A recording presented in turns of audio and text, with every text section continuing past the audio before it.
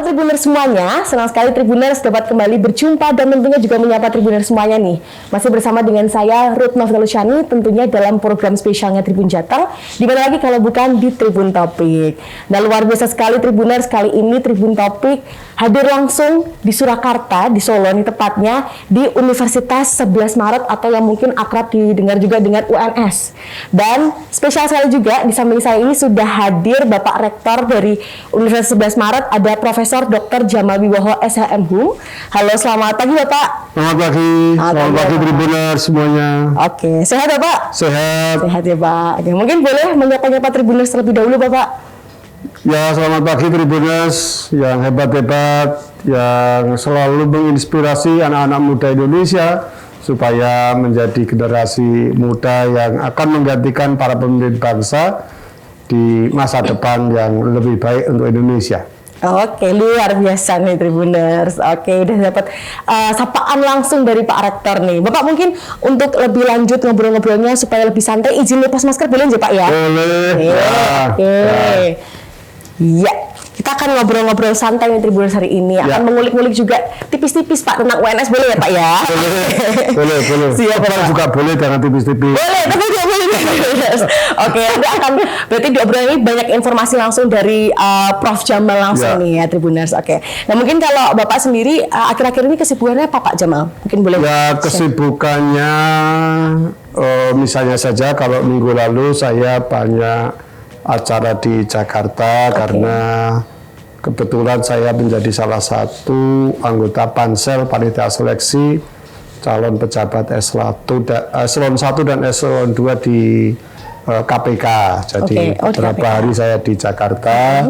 Juga kebetulan tanggal 14 April yang lalu saya diundang Mas Menteri untuk berdialog berbagai hal yang ada di pendidikan di Indonesia, khususnya adalah berkaitan dengan sistem penerimaan mahasiswa baru di Indonesia. Luar biasa. Oke. Berarti ini puasa tetap aktivitasnya padat ya Pak ya? Ya, puasa kan tidak boleh mengganggu aktivitas yang sudah ada. Betul. Jadi tetap dari puasa itu malah justru dari jam 4, setengah 4, jam 3 itu sudah bangun. Ya, sampai pagi dan di kantor juga sampai sore. Setelah itu biasanya ada acara tarawih, ada macam-macam lah banyak. Jadi tidak kemudian puasa menghambat kita untuk beraktivitas, tetapi puasa menjadikan kita mempunyai spirit untuk aktivitas kita semuanya. Malah lebih produktif ya Pak? Betul. Oke. Nah Pak, ini kan kita akan mengulik-ngulik sisi dari Pak Rektor juga nih Pak Jamal, betul. Nah mungkin kalau dari Pak Jamal sendiri, awal mula Bapak ini tertarik dalam dunia pendidikan, kemudian tertarik untuk menjadi seorang pendidik, awalnya tuh ceritanya seperti apa sih Pak? Ya sebetulnya kalau saya melihat misalnya dari keluarga saya ya, saya ini kan lahir dari sebuah desa di Magelang, namanya Pandean. Ceruk Agung, Serumbung, Magelang. Lah desa itu jauh dari keramaian. Ya namanya desa begitu ya. Kecil saya di sana, sekolah SD di sana. Sekolah SD saya nggak pernah pakai sepatu. Sekolah SD jalan kaki. Sekolah SD riang gembira dengan anak-anak teman-teman saya di SD itu. Kemudian saya sekolah SMP. Di sekolah SMP itulah kemudian saya itu pernah menyampaikan kepada bapak saya, Pak, saya besok kalau sudah SMP, saya pengen ke SMA, gitu ya. Karena apa? Karena keluarga saya ini kan banyak, 9 orang. 9 orang itu kakak saya ini semuanya sekolahnya kalau nggak SPG ya STM. Nah, kalau SPG nanti jadi guru SD yang begitu ya. Saya kok rasanya kurang tertarik untuk itu dan saya pengen sekolah di SMA agar saya bisa jadi sarjana. Bapak saya dulu waktu itu mengatakan, kalau kamu sekolah SMA itu kebetulan bapak saya sudah hampir pensiun. Ini gimana besok kan kamu harus kuliah macam-macam. Saya bilang, Pak, saya hanya minta izin, minta ridho Bapak supaya saya bisa sekolah di SMA. Setelah di sekolah di SMA nanti saya pengen kuliah gitu. Loh, yes, dipikir-pikir sesuk ya, kira-kira begitu. Lain hari kemudian saya dipanggil dengan orang tua, Bapak, ya bolehlah kamu sekolah di SMA, tetapi kalau SMA, saya dari Magelang, kemudian saya diminta sekolah, dia kalau sekolah, kamu ikut kakakmu di Jogja. Oh, di Jogja, Nah, betul. saya kemudian masuk di SMA Negeri 5 Jogja, dan ikut kakak saya. Nah, itu. Tetapi bapak saya berpesan, kalau kamu ikut, kamu jangan sampai memberatkan kakakmu. Iya, betul. Kamu harus bisa meringankan. Iso tenaga ya tenaga. Iya. Iso bantu apa ya mbak bantu ya, gitu. Nah, itu. Sehingga saya masuk SMA, setelah itu saya kuliah S1 di Fakultas Hukum UNS, begitu ya. Tahun 81-82. Ya. 4 tahun saya kuliah, kemudian saya kerja lah swasta waktu itu sebentar di bimbingan belajar terkenal begitu. Setelah itu ada pendaftaran CPNS. CPNS. Calon pegawai negeri sipil. Nah, kata CPNS itu biasanya saya gunakan calon pegawai nihil setoran. Itu ya Pak. Tetapi betapa bangganya, betapa bahagianya, terutama ibu saya, ya, karena saya diterima, waktu itu saya diterima di tiga departemen lah kira begitu. Tapi setelah saya konsultasi dengan ibu dan matur pada bapak ibu, wis kowe anu wae, milih dosen wae nang UNS. Tak dongake kowe esuk dadi wong gede begitu ya. Bayangan saya wong gede itu ya karena ibu saya itu tinggi besar ya seperti ibu saya gede lah begitu. Fisik begitu, tapi ya bermodal dari doa restu dari bapak ibu saya kemudian itu jadi kalau termasuk di dalamnya kalau saya ini jadi sarjana hukum ini juga sarjana hukum yang waktu itu ya sebetulnya pengen jadi sarjana ekonomi akuntansi begitu ya, jadi hitung-hitung duit tukeh dan sebagainya. Tapi ternyata perjalanan menyebabkan saya karena sistem dulu itu kan kalau daftar itu kan antri ya. Jadi daftarnya itu pagi jam 8 tapi antrinya mungkin dari sore itu sudah antri di sebelah depan auditorium ada situ. Sehingga saya waktu itu mendaftar di ekonomi akuntansi, temennya nggak ada. Nah, yang teman-teman saya itu daftarnya di Fakultas Hukum. Malam-malam saya pindah lah, aku pindah Fakultas Hukum begitu. Tapi juga memang dunia itu aneh. Teman-teman saya itu nggak keterima. Yang diterima malah saya begitu. Nah ini kan aneh kan itu. Iya, betul. Memang sudah jalannya ya Pak. Ya ini, ya mungkin ini jalan Allah yang harus saya laksanakan itu. Berarti tetap banyaknya dukungan dari orang tua juga ya Pak ya, dari Bapak Ibu terutama. Oh ya, kalau saya ini kok. Terutama ibu saya ya. Ibu saya itu sangat menginspirasi saya karena ibu saya itu maca nulis raiso, tetapi memberikan pelajaran betapa sayang pada anak, betapa sayangnya kepada keluarga, saudaranya, kemudian tetangganya dan sebagainya. Dia tidak pernah egois berpikir bahwa misalnya saja kebahagiaan untuk saya sendiri atau bagikan pada teman-teman, pada keluarganya, pada saudaranya. Nah itu juga menginspirasi saya ketika saya itu bisa di dalam perjalanan hidup saya. Jadi misalnya saja hidup sederhana, hidup itu jangan rumongso bisa, tapi bisa rumongso dan sebagainya itu. Nah itu. Pesannya ada dari Pesan-pesan dari ibu dan terutama kalau ibu saya mengatakan ojo begitu ya saya menyesuaikan. Pernah saya itu apa ya cinta monyet mungkin ya. monyet. Dengan seseorang, kemudian ibu saya bilang, ojo yo, ada apa bu? Anu ini loro begitu. Ya saya sudah tidak berani begitu. Anu ini loro itu maksudnya apa? Ya itu tidak apik dalam perspektif ibu saya begitu ya. Nah itu. Berarti pesan-pesan tetap dari ibu ya Pak? Oh ya. Sesuai tadi mungkin Ibu memberikan dasar-dasar tentang keikhlasan, kebersamaan, hidup sederhana. Bapak saya memberikan dasar keagamaan, kedisiplinan, leadership. Leadershipnya luar biasa.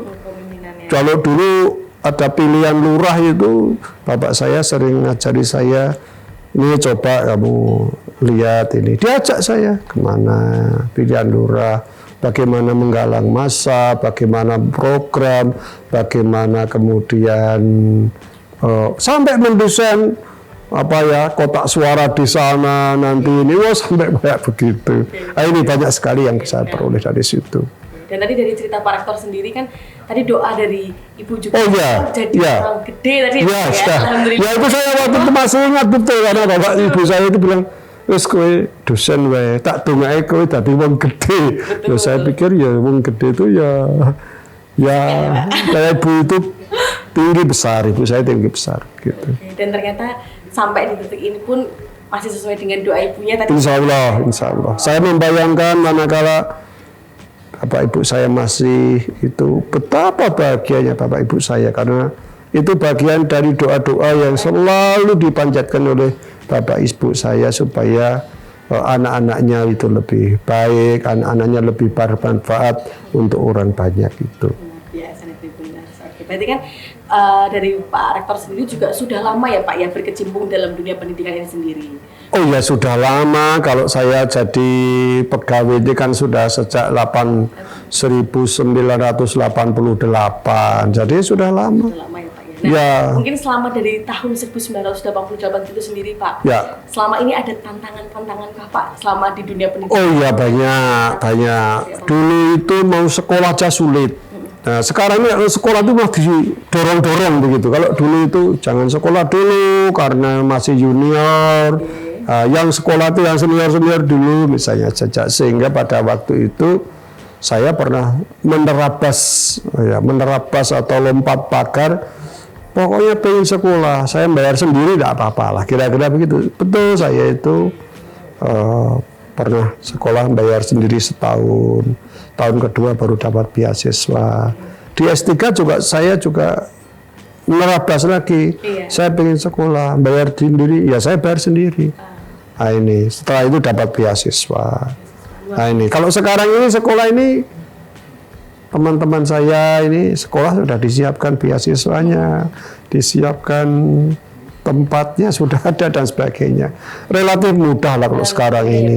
Kalau dulu ini sekolah harus di luar kota, harus mikir kos, harus mikir ini, transportasi, keluarga, dan sebagainya. Dan sekarang di teman-teman saya di UNS ini, sekolah di UNS juga bisa, karena sudah lebih dari 20 program studi S3 yang ada di sini. Ada ekonomi, hukum, fisip, pertanian, kedokteran, semuanya. Kalau nggak usah jauh-jauh, kuliah di sini saja sudah bisa. Gitu ya. Artinya apa? Udah komplit ya? Komplit. Sudah. Artinya apa ya? Nggak perlu transportasi, nggak perlu kos-kosan, nggak perlu begitu. Tetapi saya juga mendorong yang bisa ke luar negeri ya silahkan kuliah di luar negeri. Kita siapkan, kalau dananya ada ya nanti bisa cari LPDP dari kementerian kita, juga bisa dari yang mana, negara yang bersangkutan dan sebagainya. Nah ini. Luar biasa, dari supportnya dari Pak Rektor luar biasa banget ya Pak ya, terutama untuk mahasiswa-mahasiswanya sendiri juga nih. Ya gimana, itu kan salah satu tugas saya adalah bagaimana mahasiswa-mahasiswa di UNS ini harus kita layani dengan baik. Dari sisi pendidikannya, dari sisi kegiatan internalnya, dari sisi menyiapkan kalau besok selesai itu harus seperti apa. Ini loh. Jadi tidak hanya sekedar karena apa? Karena sekarang ini pendidikan kita sudah berubah. Kalau dulu itu lebih banyak proses, jadi intake, proses, output. Jadi perguruan tinggi itu menyeleksi, kemudian memproses dalam 4 tahun, setelah itu lulus. Nah sekarang tidak hanya itu, menyeleksi yang baik, kemudian memproses yang baik, meluluskan yang baik, setelah itu ditanya dengan istilah metode BMB. BMB itu berapa persen lulusanmu sekarang ini yang bekerja? Berapa persen yang M-nya melanjutkan studi? Berapa persen yang W-nya itu wira swastawan, jadi wirausaha? Dalam waktu berapa? Waktunya setengah tahun. Jadi kalau misalnya meluluskan banyak, tetapi BMB-nya itu rendah, berarti ada kemungkinan proses ini tidak bagus. Mungkin juga tidak bagus itu karena salah satunya adalah kurikulumnya tidak bersesuaian dengan dunia industri, dunia kerja, dunia usaha, dan sebagainya. Sehingga banyak lulusan tetapi banyak pengangguran. Kami bahagia karena UNS ini tahun 2020-2021 itu 82% itu lulusannya BMB tadi. Kalau nggak bekerja, ya melanjutkan studi atau dia wira swastawan. Dan ini kita report di kementerian. Nah ini.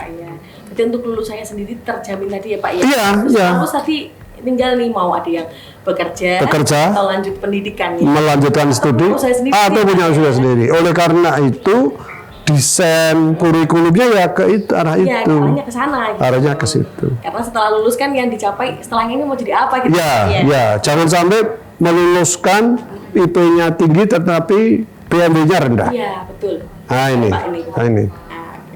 Nah mungkin kalau Pak Jamal sendiri ini kan sebagai rektor sudah dari tahun 2019 ya. 2019 ya. Nah mungkin visi misi Bapak sebagai rektor UNS ini apa Pak? Mungkin boleh diceritakan. Ya kalau visinya ya tetap bahwa kita menjadi perguruan tinggi yang unggul, baik unggulnya tingkat internasional. Karena kalau tingkat nasional kita itu sudah kelas 1, sudah PTNBH lah. Kita dorong yang sudah nasional ini menjadi meloncat untuk ke tingkat internasional. Ya dengan cara apa? Saya ajukan waktu itu mempunyai konsep 5 pilar. 5 pilar. Pilar pertama itu adalah profesionalisme dan kesejahteraan SDM. Jadi dosen, karyawan kita, tenaga kependidikan dan sebagainya itu harus profesional. Betul. Ya, kalau profesional, ya itu mesti sejahtera. Ya kan, jangan sampai kita itu hanya minta kesejahteraan, tetapi tidak profesional dalam bekerja. Begitu ya. Ada 5 pilar. Kemudian ada riset, publikasi, kemudian kelembagaannya harus diaturnya, kemudian berkaitan dengan kerjasama, birokrasinya diperbaiki. Nah, 5 pilar inilah yang menjadi misi kita agar kita bisa melakukan dan mendorong UNS ini lebih baik. Siapa saja? Semuanya. Dosennya, karyawannya, mahasiswanya, alumninya, bahkan persepsi masyarakat harus kita dorong supaya semuanya merasa senang, merasa handarbeni dengan adanya Universitas 11 Maret ini. Luar biasa. Berarti memang yang dipikirkan tadi sudah dari SDM-nya sendiri tadi juga. Oh iya. Jadi kalau bisa melihat ini misalnya saja, Pak Presiden juga SDM itu sangat penting. Kalau sekarang Pak Presiden mengatakan SDM yang unggul dan utuh, ya. Dua-duanya ini penting. Nah, kita siapkan lulusan-lulusan kita ya lulusan-lulusan yang cepat bekerja, cepat bisa kalau nggak bekerja ya studi lanjut, kalau nggak ya jadi wira swastawan. Nah, itu BMB tadi. Wah, luar biasa, ini banyak sekali informasi-informasi yang menarik dan seru juga nih Tribuners ngobrol-ngobrol sama Pak Jamal sendiri. Nah, Bapak mungkin ini kan tadi sudah menjadi pendidik dari tahun 1988. Kemudian menjadi rektor dari tahun 2019 sendiri. Nah, selama menjadi rektor atau menjadi pendidik ini, apakah ada pengalaman yang unik Pak atau pengalaman menarik Pak yang bisa di-sharingkan kepada Tribuners Pak? Ya banyak. Misalnya saja pada saat saya itu kan rektor COVID lah kira-kira begitu ya. Karena saya dilantik oleh Pak Menteri itu tanggal 14 April tahun 2019, baru sekitar ya April sampai Februari toh. Nah, setelah Februari, Maret itu kan sudah ada COVID sampai sekarang kan. Sudah 2 tahun lebih. Jadi kita harus mengubah sistem yang lama di mana lebih banyak melakukan kegiatan-kegiatan face to face. Tetapi karena COVID, maka harus diubah yang awalnya itu sering berkumpul harus berjauhan. Yang awalnya itu kuliah tatap muka harus sekarang ubah tatap maya. Yang awalnya itu tidak disiplin dengan masker, sekarang harus pakai masker dan sebagainya. Dan ini membutuhkan satu kecepatan untuk mengambil kebijakan. Dan kami bersama dengan teman-teman para wakil rektor dan para dekan, saya itu senang karena wakil rektor saya hebat-hebat. Dekan saya juga hebat-hebat. Sehingga ayo kita lari di tengah-tengah pandemi. Jangan sampai pandemi itu menjadikan kita terganjal untuk lari, untuk sukses. Betul, Pak. Nah, oleh karena itu pada waktu itu kami kemudian mengambil kebijakan akseleratif yang namanya 2G.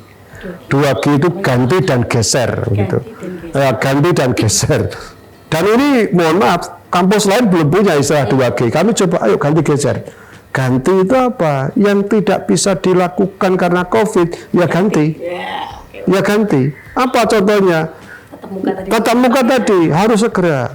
Bagaimana kita harus menciptakan tatap maya yang awalnya itu tidak pernah kayak begitu, yang namanya Zoom itu rak ngerti kok, ya toh?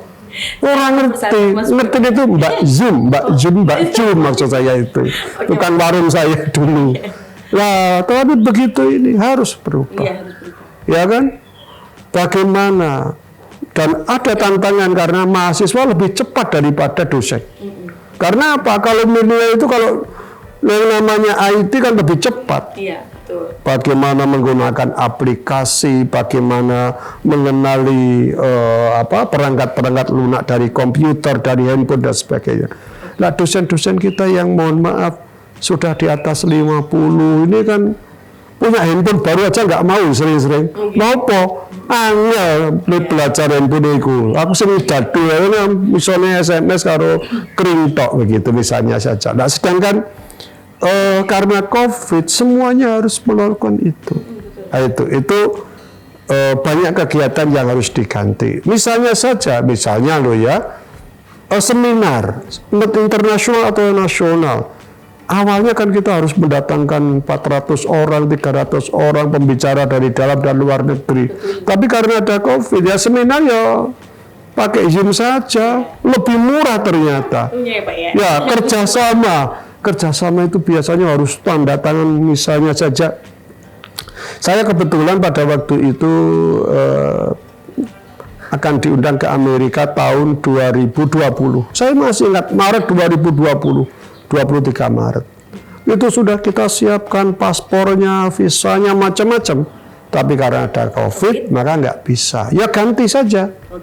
Nggak usah Amerika, tetapi tanda tangannya nang Solo karo Amerika. Sudah diganti, ternyata lebih murah lah gitu. Ya, misalnya saja kami juga kerjasama dengan, karena kebetulan saya ketua Majelis Rektor Perguruan Tinggi Negeri. Itu ada 32 universitas di Amerika dan Kanada itu bisa kerjasama karena COVID. Malah apa itu ngirit rambut apa-apa. Dosen-dosen yang ada di Amerika bisa memberi pelajaran pada kita. Dosen-dosen yang bagus dari kita, dari misalnya saja universitas-universitas kita, Institut ITB dan sebagainya, bisa memberi pelajaran di universitas itu. Nah, itu yang ganti. Yang geser itu misalnya saja waktu itu saya alami KKN kita ini mestinya di bulan September atau apa. Kemudian sudahlah, KKN kita ini karena COVID ini tidak 1-2 bulan bahkan tahunan, dan kita sudah tahu bahwa COVID ini tidak dalam 1-2 bulan selesai, bahkan tahunan. Nah, itu yang waktu itu KKN itu kita bisa ajukan, tapi modelnya harus beda karena tidak mungkin KKN karena COVID itu kemudian berbondong-bondong mahasiswa terjunkan ke tempat-tempat di mana KKN itu ada. Ya sudahlah, KKN yang sesuai dengan COVID saja. Misalnya saja apa? Misalnya mahasiswa di training supaya memberikan disiplin 3M. Nah ini kan kecil maknanya. Kecil pekerjaan itu maknanya besar dalam program-program pemerintah yang pada waktu itu adalah sukseskan 3M, disiplin, pakai masker, jauhi dan sebagainya itu. Nah termasuk juga kalau saya lihat begitu ya, kami juga sedih karena di era pandemi itu profesor ada yang meninggal, dokter ada yang meninggal, mahasiswa ada, sedih. Termasuk sedih lagi, meninggal saja nggak boleh layak kan begitu ya, dimana ini mengubah semua tatanan karena COVID tadi. Tetapi kita harus menyesuaikan, dan dunia pendidikan nampaknya merupakan gerbong yang paling cepat untuk menyesuaikan dengan perkembangan dunia yang sangat cepat ini. Nah, ini. Malah di era pandemi ini yang sebelumnya tidak dilakukan jadi dilakukan ya Pak ya. Mungkin yang dulunya masih begitu tabu dengan online, beralihnya malah sahabatannya sama itu ya Pak ya. Jadi kalau sekarang ini di satu tempat misalnya saja di ruangan saya ini bisa 3 rapat saya. Betul. Ya kemarin misalnya saja. Kemarin siang itu saya rapat dengan Dewan Profesor, saya rapat dengan Majelis Wali Amanat, dan rapat dengan Lembaga Tes Masuk Perguruan Tinggi Negeri, LTMPT. Itu ya laptop saya gunakan, komputer saya, terus handphone saya gunakan. Pas nyambut, liane udah dipateni, suaranya di-mute kan, kita. Dan tidak perlu rapat itu harus ke Jakarta. Nah, saya coba misalnya saja di MRPTN rapat untuk menentukan kelulusan mahasiswa di jalur SNMPTN misalnya. Ini semuanya kalau kita lihat ada sekitar 90 sekian perguruan tinggi yang ikut. Kalau dikumpulkan rektor dan wakil rektor semua, saya pernah menghitung habisnya 2 miliar. Tapi dengan Zoom nggak bayar ya. Lebih simpel begitu ya. Ya karena misalnya saja kalau rektor yang dari Papua, dari Aceh harus kumpul di Jakarta, perjalanannya saja mungkin sudah 2-3 hari. Kemudian di situ hanya 2-3 jam paling-paling rapat ini kita putuskan, setelah itu kita berikan kepada panitia untuk bisa ditandatangani misalnya itu. Artinya COVID juga bisa mendekatkan jarak yang jauh, tetapi sekarang juga bisa menjauhkan yang dekat. Misalnya saja kita itu makan bersama dengan anak-anak begitu, tapi ya anak-anak ya masih handphone kan, wes buat dilanuse bandibune begitu, tapi ya masih asik. Padahal jaraknya dekat, tetapi dia akan ya itu sering-sering begitu. Ada plus minusnya lah. Ada plus minusnya, tetapi tentu teknologi informasi kalau kita anukan harus memberikan value added atau nilai lebih yang positif, jangan yang negatif. Betul Pak. Ya. Depannya harus malah semakin baik ya Pak ya. Harus itu. Oke. Baik Bapak. Nah, mungkin untuk obrolan selanjutnya nih Bapak, ada bocoran kah Pak di tahun 2022 sendiri nih? Ada untuk UNS sendiri ada rencana-rencana apa Pak di tahun ini Pak? Ya rencana kalau satu di 2022 ini kita masuk pertama kali untuk penilaian kinerja 2021. Nanti yang akan dinilai tahun 2022 ini pertama kali masuk klaster PTNBH. Karena sebelumnya kita kan klaster PTNBLU.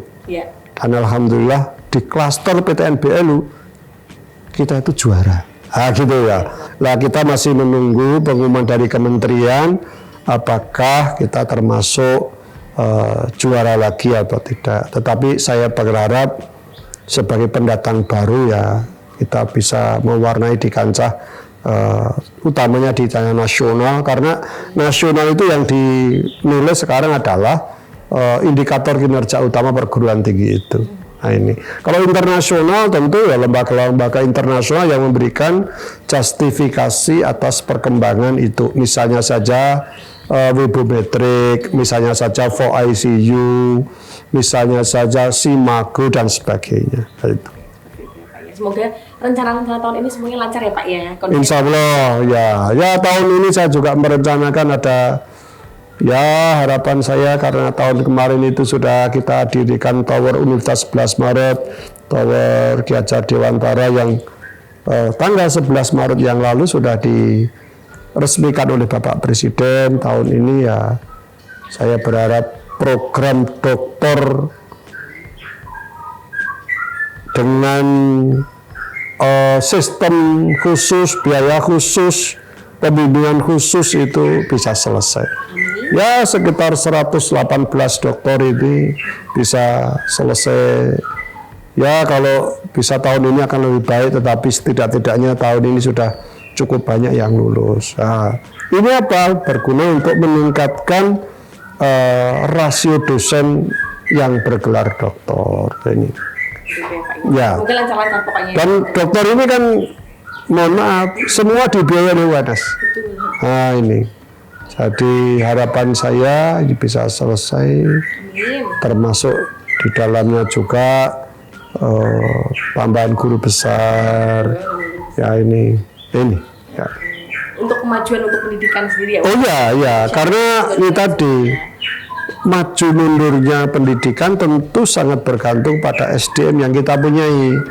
Seberapa besar dosen kita yang bergelar doktor, seberapa besar dosen kita yang punya jabatan fungsional sebagai profesor, seberapa besar dosen kita yang mempunyai publikasi internasional, riset yang bertaraf nasional maupun internasional. Itu. Ya. Oke. Nah, Tribuners, sebelum kita lanjut ke obrolan selanjutnya ini, nah tadi sebelum kita memulai bincang-bincang ini, Pak Rektor menunjukkan ada 4 buah buku nih Tribuners yang dirilis bersamaan dalam setahun ya Pak ya, betul ya? Ya. Menunjukkan 4 buku ini. Nah, mungkin Pak Jemal selaku Pak Rektor boleh dijelaskan Pak, ini ada buku biografinya tadi juga ya Pak ya? Ya. Ada 4 buku. Saya ambil dulu ya. Boleh, nah ini. Ini buku Bunga Rampai Rektor Perguruan Tinggi Negeri. Ini 4 buku ini saya susun dalam rangka memperingati 60 tahun saya di bulan November, tanggal 8 November. Jauh sebelum itu ya kira-kira 8-9 bulan teman-teman saya membantu saya untuk menginventarisasi, mengumpulkan begitu. Ada 4 buku. Pertama ini adalah Bunga Rampai Rektor PTN di Indonesia. Saya minta para rektor menulis tentang bagaimana rektor itu menyiapkan SDM yang unggul dan utuh di Indonesia. Nah ini bukunya ini. Jadi ini ada sekitar 30 rektor ini. Rektor ya Pak ya? Kumpulan dari tulisan dari rektor ya Pak ya? Ya, kumpul dari rektor, tulisan rektor-rektor. Nah ini karena saya ini backgroundnya Fakultas Hukum, maka saya mengumpulkan para guru besar hukum Indonesia. Tulisannya berjudul Pembauran Hukum di Era Disrupsi. Era disrupsi, era perubahan yang begitu cepat, era yang hari ini mungkin beda dengan yang kemarin, lusa juga mungkin era beda dengan yang hari ini. Nah, punggawa-punggawa para profesor hukum Indonesia itu menulis tentang pembaruan hukum di era disrupsi. Yang ketiga ini kumpulan tulisan saya di koran-koran nasional dan ada sebagian yang di koran lokal, dan saya dipilih 60 tulisan yang pernah diterbitkan oleh koran-koran itu.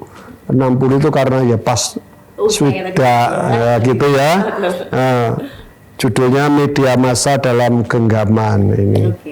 ini. Dan yang terakhir ini biasa nih Tribuners tadi sudah diceritakan ini adalah biografi saya atau autobiografi, judulnya Cahaya dari Lereng Gunung Merapi. Saya lahir di desa di bawah Gunung Merapi. Ya, harapannya buku ini menginspirasi bagi yang membaca, anak desa, anak orang biasa, anak yang bukan anak orang kaya, kemudian tidak mentereng, tetapi menginspirasi bagi generasi muda agar melalui pendidikan itulah. Kalau saya sering katakan, hanya karena pendidikan saya bisa jadi dokter, bisa jadi guru besar, bahkan bisa jadi rektor, jadi irjen dan sebagainya. Walaupun untuk mencapai ke arah itu tidak gampang, banyak jalan terjal ke arah itu, tetapi dengan disiplin yang baik, dengan kekuatan doa, kekuatan kebersamaan, karena dalam mencapai cita-cita tidak mungkin kemudian dijalankan sendiri. Pasti banyak orang yang terlibat, termasuk di dalamnya. Misalnya saja jadi rektor, ya ada wakil rektornya, ada dekannya, ada kabirunya, begitu. Jadi kalau ada keberhasilan itu karena keberhasilan di mana itu merupakan simponi kebersamaan kita. Pak, ibarat sebuah konser, ya konser itu berjalan semuanya. Konser musik misalnya, kalau vokalisnya itu bagus, tetapi sound sistemnya mati, ya tidak bagus. Bubar kan? Sound sistemnya bagus, vokalis bagus, gitar bagus, lampunya mati, ya tidak bisa. Oleh karena itu, jangan merasa bahwa sebagai keberhasilan itu monopoli kita. Iya, betul. Keberhasilan itu adalah monopoli Allah yang diberikan pada kita, tetapi kita dibantu oleh banyak orang. Oleh kawan kita, sahabat-sahabat kita, begitu. Apalagi keluarga pasti itu. Pasti tidak mungkin, apalagi kalau saya sangat setuju bahwa seandainya ada laki-laki yang sukses, pasti ada wanita di belakang yang mendorong untuk sukses. Nah, tapi kalau laki-laki sukses seperti itu, kalau perempuan sukses biasanya laki-lakinya agak stres begitu. Beda ya Pak ya. Oke, baik Tribuners. Nah ini mungkin kalau misalkan Tribuners ada yang pengen tahu cerita lengkap atau biografi dari kehidupannya Pak Jamal sendiri, bisa baca buku ini. Oh, baca buku ini saja. Cahaya dari Lereng Gunung Merapi. Tribuners, luar biasa, bagus banget ini. Dan tadi tetap ya Pak, usia 60 tetap produktif, bahkan dalam nggak sampai 1 tahun ya Pak ya, bisa menghasilkan 4 produk buku ya. Ya. Oke. Ya. Nah mungkin kalau Pak Rektor juga kan berkecimpung dalam dunia pendidikan Pak, apakah motivasi ataupun pesan-pesan Pak untuk Tribuners para pendidik? Ya, satu bahwa ayo rekan-rekan Tribuners, jadikan sebuah perjalanan itu dilandasi oleh keikhlasan, semangat, disiplin tinggi, dan jalur yang paling memungkinkan adalah pendidikan. Ya, jalur memungkinkan pendidikan. Pendidikan baik itu sejak SMA, kemudian S1, S2, S3. Saya tak pernah malu bahwa seperti ini saya, itu karena saya menekuni dunia pendidikan. Kalau saya tidak sekolah, saya tetap di desa. Yang mungkin tiap hari harus mengayuh cangkul saya, bertani dengan tenaga. Ya kalau sudah tenaga ini kan begini kemudian turun. Tetapi karena saya berusaha keluar dari sebuah zona nyaman di desa, keluar untuk bisa sekolah, dan prosesnya panjang, tetapi kemanfaatannya lebih besar daripada kalau tidak sekolah. Saya bisa keluar negeri, bisa mencoba banyak hal baru ya, temannya juga mohon maaf cukup banyak ya, dari bawah atas dan sampai atas banget, kira-kira begitu ya. Nah, itu karena pendidikan. Karena enggak, ya saya punya teman sampai sekarang di grup WA saya masih ada grup yang SD, SMP, SMA, S1 ada. Tetapi kalau kita ketemu dengan teman-teman saya SD itu sudah kayak lagunya Ebit itu sekarang. Kini kurus dan terbungkuk begitu lah ya, karena itu. Nah itu. Tapi kalau kita ketemu dengan alumni yang mohon maaf teman-teman saya yang bareng sekolah S3 itu rasanya senang di komunitas mereka, sekarang sukses dan sebagainya. Itu. Nah kalau dari Pak Jamal sendiri mungkin untuk kedepannya nih Pak, apakah ada harapan untuk dunia pendidikan khususnya di Indonesia sendiri Pak? Oh ya, kalau saya ini satu sangat berharap dunia pendidikan kita lebih maju daripada apa yang ada di sekarang. Okay. Sekarang ini misalnya saja di perguruan tinggi kita ini, kita itu punya 4.500-an perguruan tinggi di Indonesia. Betul Pak, luar biasa banyak. Yang negeri itu ada 122. Tetapi kalau kita lihat yang masuk ke ranking dunia, 500 ranking dunia itu nggak lebih dari 5. Yang saya hitung ada ya sekitar 3.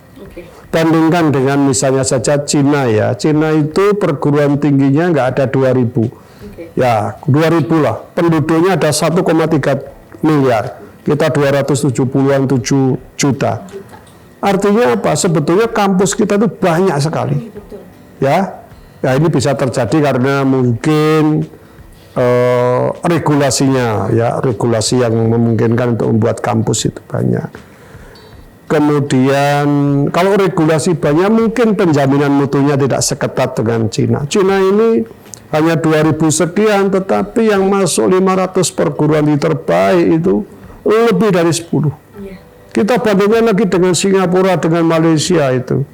Nah ini kita agak ketinggalan. Nah, harapan kita bisa meningkat. Walaupun sebetulnya kalau kita lihat di publikasi tingkat ASEAN ya. ASEAN itu sekarang kita sudah bagus. Setidak-tidaknya kalau di ASEAN kita sudah nomor 1 lah publikasi itu. Tetapi kalau mutu perguruan tinggi kita dengan Singapura, dengan Malaysia, nampaknya kita kalah. Nah itu. Harapannya ke depan semakin baik pasti. Semakin baik pasti. Satu, yang kedua ya sekarang ini kan juga cukup banyak dokter-dokter muda, profesor-profesor muda yang sangat menginspirasi. Kami di UNS punya profesor usianya 37 tahun sudah profesor. Artinya apa? Ini memungkinkan untuk mengembangkan lembaga ini menjadi lembaga yang lebih bagus, cepat, dan mempunyai sustainability yang panjang. Karena apa? Karena usia profesor pensiun itu 70 tahun. Jadi kalau 37 sudah pensiun, sampai ke 70 tahun itu waktu yang sangat panjang untuk bisa mengembangkan lembaga kita ini.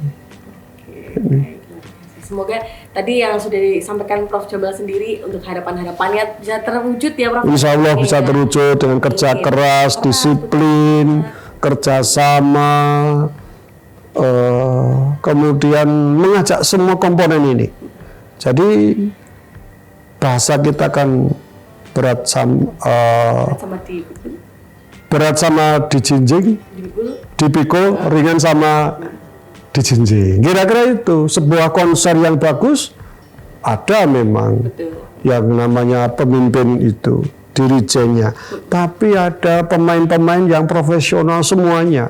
Seperti pagelaran wayang misalnya saja, kalau kendangnya bagus, gongnya bagus, kempolnya bagus.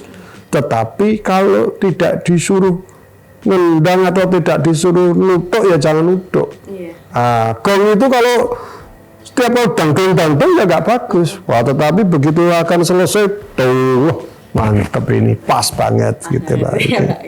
Nah, ini. Oke, terima kasih banyak untuk waktunya. Ini senang sekali kita Tribuners semuanya dipersilahkan ini boleh ngobrol-ngobrol langsung, hadir langsung di ONS, kemudian juga ngobrol langsung dengan rektor yang sangat keren sekali ini. Terima kasih banyak Prof. Terima kasih. Selalu ya Prof. Dan juga nanti boleh kapan-kapan mungkin kita ngobrol-ngobrol di lain kesempatan. Boleh. Lainnya boleh ya Prof? Silakan, terbuka saja. Oke, baik. Dan terima kasih juga untuk Tribuners yang sudah menyaksikan Tribun Topik pada episode kali ini spesial bersama dengan Prof. Jamal. Sampai jumpa di episode selanjutnya. Terima kasih.